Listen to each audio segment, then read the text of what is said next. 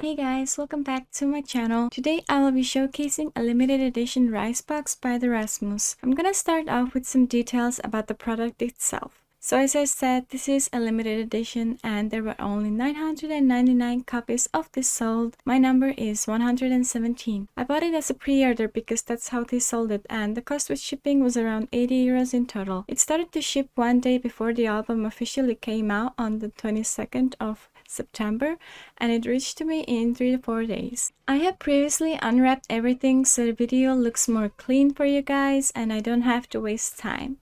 So first of all, we see this beautiful cover of the box in gold and black. I personally think the colors were really well picked and it suits a special limited edition bundle. It reminds me a little bit of the Queen II album, but still original in its own way. First thing we see when we open the box is a photo card that's signed by all of the members. On the back of the card there is a code that leads to a short video of the band thanking the fans who have purchased the product. Next up is the photo book. It includes photos as well as professional photo shoots that were taken during the time of making the album. In the beginning there's a story about the band and then start the individual photos. I think a lot of those pictures would be better as posters, but I still appreciate the effort for this item. I will read the story at the end of the video, so stay tuned. The last pages include all the albums and singles of the Rasmus, and I personally think it's a great way to keep track of my collection. As the third item in the box, a vinyl is included. There are 10 tracks on it, 5 on both sides. It's pretty special for me because this is my first vinyl that I have ever bought for myself. I don't own a phonograph yet, but definitely will in the future. The next two things are CDs, one of them being a bonus CD, including only 4 songs. The design and packaging of it is minimalistic and it's cute for the overall view. Second CD is the official Rise album with 10 songs on it. Last but not least, I love the meaning of details, so this the Rasmus logo pin is just what I need for my band shirt. It comes in a small soft bag to store this in so it doesn't get lost. Overall, I love everything this box includes and in my opinion is worth money and weight. I was dreaming of them doing something like this, and now that I finally have it, I feel so happy and proud of myself that I managed to grab it for my The Rasmus collection. Thank you! I first met the Rasmus, or Rasmus, as they called themselves then, in 1999 when they supported the aging rocker Michael Monroe at the venue Nosturi in Helsinki. The place was packed with Monroe's fans, but at the very front of the stage stood a little group of very enthusiastic and very young girls, too young to be there for the main act. When the 4 19-year-olds in Rasmus walked on stage, the girls' shrill voices alerted the room that something quite spectacular was about to take place. Lauri, Eero, Pauli, and for the first time on the stage with the band, Aki, then put on a show so intense and confident that the hairs on my back stood up. I went up to the second level in the venue to see the whole thing from the balcony, and looking down on the stage, I was astonished by the combination of energy, professionalism, charm, and attitude. The front man was beaming with joy, singing to the fans in the front, who were jumping up and down, bursting with sheer teenage affection. I knew then that this was something quite rare and precious, finding an artist with so much potential, talent, and hunger, still in their teens but already with 3 albums under their belts, having come as far as possible in Finland during 3 years of rock and rolling as some kind of teenage punk pop boy band, and dying to break out of their home country and conquer the world. It also turned out to be the beginning of a very special friendship between myself and the band. Playground Music had just opened for business and wanted to build up a local Nordic artist roster. My job was to try to find the talents.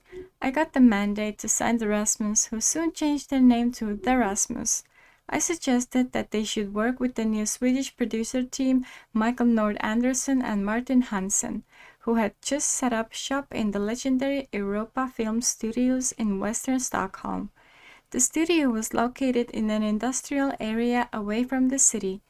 MTV Nordic and other inspiring companies were in the same building. Lauri Ilonen quote, It was actually quite a cool and motivating vibe there. We could have just walked next door to present our latest song to the world. This was really the first time the band worked with producers, and this was perhaps a bit rough on them, not being used to someone telling them how to play and sing better, to do more recording takes, and come up with more interesting parts to the songs. Lauri remembers, quote, "Back in the day we used to party a lot during the studio sessions in Sweden. The record label would always make us stay in this hotel that looked like my grandma's place and did not allow alcohol in the rooms. The hotel also had a very religious vibe. Maybe they were trying to tell us something. The producers Mike and Martin liked my hoarse vocal sound. They asked me to smoke and drink more to maintain the sound of my voice during the recordings, and I would of course do anything for the sake of our art." The recordings were quite intense, but the drive to reach further than before and make an album that was so good that it could reach an audience outside of Finland was stronger than their egos and pride. The album Into was a huge success in Finland when it came out in 2001. It was also released in Europe via a license to Adele Records in Germany, and the Rasmus did their first tour outside the Nordic region. This being their fourth album, the guys were quite grounded and not flabbergasted by the big success. They have always looked ahead to the next song, the next tour, the next country to discover. The bond between Lauri Ilonen, Aki Hakkala, Pauli Rantasalmi, and Eero Heinonen was always strong.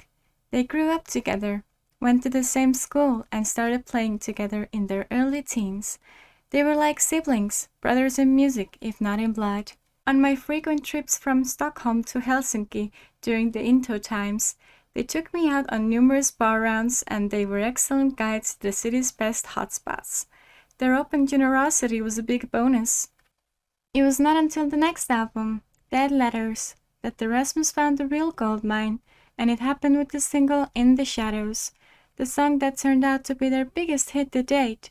It soon got playlisted on commercial radio stations in Sweden, which got the attention of Daniel Lieberberg A&R at Universal Music in Berlin. This led to a licensing deal where Universal put their international powers behind the Rasmus in many countries, and the single charted all over Europe. The album Dead Letters was hugely successful. 5 singles were released, and the band toured all over the world during 2003 and 2004. Working with the Rasmus from 1999 to 2005 was one of the best periods in my career. Being part of such a tremendous breakthrough is of course extremely satisfying and exciting, but what really stays in my mind and memory is the friendship I developed with the guys. Even though we are 20 years apart, we had so much fun. We shared and still share the same wicked humor. Their work ethics, drive, and devotion made the job easy. They really did ask how high when we told them to jump, but they were always very conscious of the direction of the jump, letting their guts and instincts be their guide, and they have not really changed as people. Lauri Ilonen is the same down-to-earth guy now as when he let me sleep on his living room floor in Helsinki. When you work with someone for so long, you learn to read them and understand the dynamics between the band members.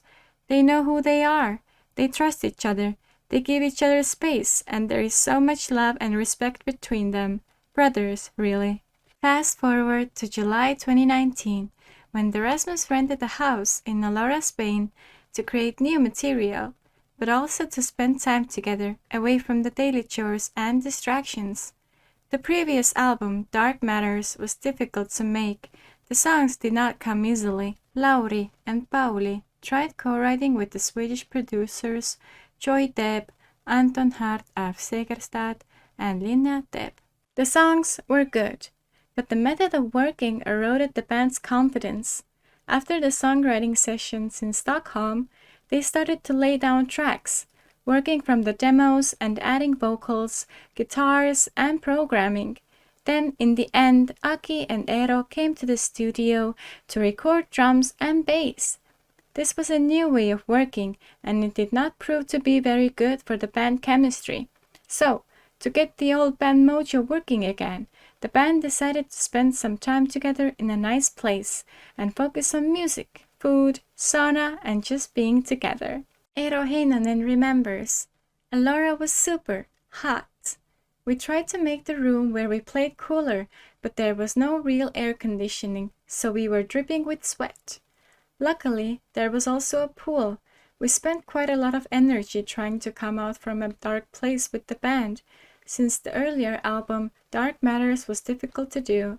The Elora session was a soft landing into a new way for us to create music together, all of us, in the same room.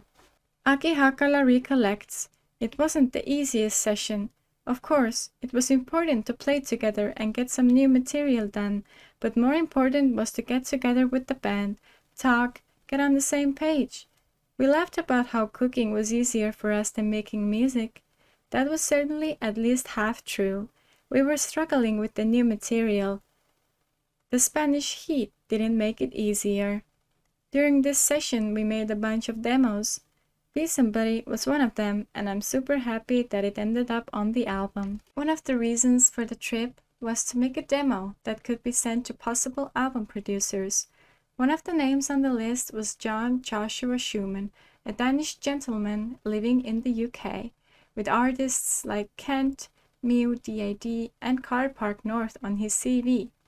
Joshua liked what he heard and came over to Helsinki to meet the band in their rehearsal space in Osturi, only a short time before that building was demolished. The meeting resulted in a decision to work together, and the first step would be another trip to Spain for songwriting and pre-production. So in January of 2020, the band and Joshua went to Benalmádena on sunny Costa del Sol. We set up the rehearsal room / studio in the huge open kitchen / living room area with a fantastic view over Benalmádena, says Aki. It was really cold in Spain that time, says Eero. I had wool socks on almost all the time. We did some creative work together with Joshua, and he added interesting layers to the way that we worked on harmonics and certain arrangement approaches. This Benalmádena house also has a sauna. We had to have a sauna every evening, like Finns do, when it's available. It was amazing to see the band back together, playing music and being creative. A distinct memory is also the news about a new virus causing some panic in China. A short time after this, the whole world was hit by and we couldn't work in the same room again, says Eero Heinonen. The original plan was to go to Eastbourne in southern England and record the whole album in a couple of sessions with Joshua, and the band were very excited about the prospect, but they had to rethink and started the arduous process of recording remotely, starting from a demo, then adding instruments in layers, building the arrangements step by step, adding vocals, often going back to earlier versions, changing the arrangement, making new overdubs, changing the vocals, new overdubs. The band and producer exchanged files via a chat software, and we set up weekly online meetings where all the songs were discussed and what was to be done until next week was decided. Lauri sang most of his vocals in Honolulu, sometimes in his car. During the year 2020, I hit my lowest low, says Lauri. The band was at its breaking point. Pauli was already 1 foot out of the door and leaving us. In my personal life, I was going through difficult challenges, and when it spread across the globe, it was enough to pull me down under the surface. Eero played his bass in Australia. Pauli played guitars at home in Helsinki, where also Aki played his drums in a couple of sessions in the studio. This was a new way of working, and it is safe to say that the long process once again ate away at the band's confidence, and they struggled to keep their spirits up. By the summer of 2021, 14 tracks were finally mixed. A first single, Bones, was released. The album was postponed a couple of times, as was the big upcoming European tour. The last track to be ready was Venomous Moon, where the friends in Finnish string rockers Apocalyptica were invited to feature. Martin Hansen was asked to mix the track. And then Pauli told the others he was leaving the band. Shock and despair followed. A brother was lost, and the major musical motor in the band was gone. But just like a lizard, can lose its tail and then grow a new one. The band healed incredibly fast, and the new tail turned out to be very strong and with new colors. The band soon found a way forward. Lauri called his friend and mentor Desmond Child and asked if he wanted to write the best song in the world ever with him. Desmond said of course, and the next day Lauri was on a plane to Greece, and 3 days later they had written Jezebel and Rise. In June 2021, good things started to happen. All of a sudden I had a clear vision of the band's future. I reunited with a good old friend, Desmond Child, and flew to Greece to write songs with him. He is the greatest songwriter but also my mentor, therapist, and a life coach. He got me back on track like never before, and I left Polygandros with Jezebel and Rise in my pockets. Soon, Emilia Empu Suhonen was drafted as the Rasmus' new guitar player. I joined the Rasmus in September 2021, Empu says. The same month we went to a studio in Helsinki to record guitars for Jezebel and Rise. I was honestly super mega happy and honored that I got to play the guitar tracks afterwards, even though the songs were already finished. For a musician, it's so much easier to relate to a song that has your own instrument and sound in it. The guys were thoughtful and smart about it. I was excited, but I had been in the band for only 2 or 3 weeks before the recordings, so it made me a bit nervous too, jumping immediately to the deep end. I was relieved that I got to do my parts at the Inkfish studio with Erno Laitinen because I've been working with him for many years in that studio. So, something familiar in a new situation. My bandmates were also there and the mood was relaxed and fun. I think the tracks turned out great. Sending Jezebel to UMK, the competition to select the Finnish entry for Eurovision, was a bold move. The band had been asked many times to participate, but the timing was never right, or the right song was not there. It turned out to be a lucky strike. Jezebel won both the audience vote and the international jury vote, and the Rasmus went to Turin to represent Finland in the Eurovision Song Contest finals. Aki Hakala quote, "I'm so happy we took part in UMK and Eurovision. What a great journey it was. I feel that it started a new chapter with the band. Before the announcement of our participation in the UMK, Polly told us he had decided to leave the band. The band was shattered, which was painful, but pretty soon we found a new member in Empu, who's not only a great guitarist but also a great personality, and we were back on track again. What a roller coaster ride." Right after ESC, Lauri Ilonen flew to Nashville to write more songs with Desmond, and they tracked most of the vocals for Live and Never Die. Drums and bass were recorded in Helsinki, but Empu went to Nashville with Lauri. The second session was memorable too. I flew to Nashville to Desmond Child's studio to record guitars for 2 songs, one of them being Live and Never Die. We missed our second flight and there was only 1 seat left on the next plane. I flew solo to meet Desmond and his team for the first time.